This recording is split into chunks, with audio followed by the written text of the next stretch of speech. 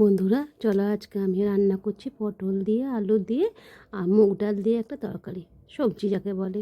তো চলো কেমন করে রান্না করছি তোমাদের সঙ্গে শেয়ার করছি। দেখো পটল নিয়েছি, পটলটা অলরেডি কেটে নিলাম। এখানে আলুও কেটে নিয়েছি। তো আমি কেটেছি আজকে, তাই আমি কেটে নিয়েছি বলছি। দেখো কেটে নিয়েছি, কেটে নিয়ে এবার আমি এটাকে রান্না করব। এটা আমি করব মুগ ডাল দিয়ে। তোমরা খেয়েছো কি না বলবে, মুগ ডাল পটল সবজি। তো আমি প্রায় করি। দেখো পটলের মধ্যে একটু নুন দিয়ে দিলাম। নুন দিলে কী হয়, পটলটা যখন দেবো তখন ছিটবে না।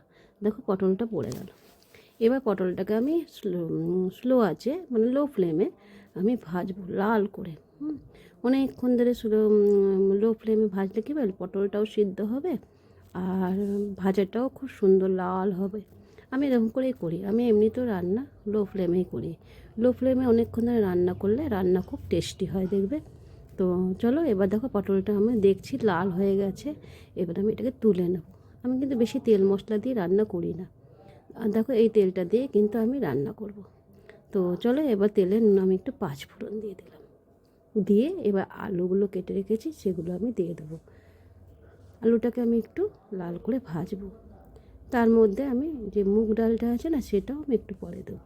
প্রথমে একটু আলুটা ভেজে নিই, ভেজে নিয়ে তারপরে মুগ ডালটা ভালো করে ধুয়ে আমি কাঁচা মুগ ডালই দেবো। আর দেখো স্বাদ মতো নুন পড়ে গেল। আর এখানে হলুদও দেবো। হলুদ আর নুন দিয়ে ভাজবো আলুটাকে। দেখো 1 চামচ হলুদ দিলাম আর স্বাদ মতো নুন দিলাম, দিয়ে ভালো করে ঢাকা দিয়ে ভাজবো। আর যে মুগ ডালটা বলেছি না, তোমরা কিন্তু মুগ ডালটা চাইলে আগে ভেজে নিতে পারো শুকনো কড়াইয়ে, কিন্তু আমি এটাকে এই আলুর সঙ্গেই ভাজবো। আর দেখো 3টে তেজপাতা দিয়ে দিলাম। মুগ ডাল যখনই রান্না করবে তেজপাতা দিলে খুব টেস্টি হয়। দেখো এখানে একটা কাঁচা লঙ্কা চিড়ে দিয়ে দিলাম। আর এবার ভালো করে নাড়িয়ে চাড়িয়ে এবার মুগ ডালটাকে ধুয়েছি, এবার মুগ ডালটাকে দেখো দিতে শুরু করে দিলাম। মুগ ডালটা দিয়ে এবার মুগ ডালটা এর সঙ্গে ভাজবো। তো বলেইছি মুগ ডাল আমি আলুর সঙ্গেই ভাজবো।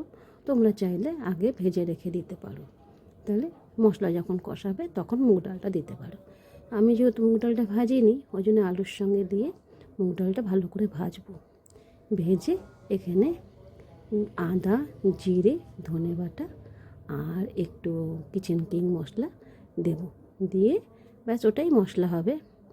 আর একটু চিনি দেবো, একটু টমেটো দেবো, ব্যাস তাহলেই সবজি। এটা কিন্তু সবসময় লো ফ্লেমেই করতে হবে।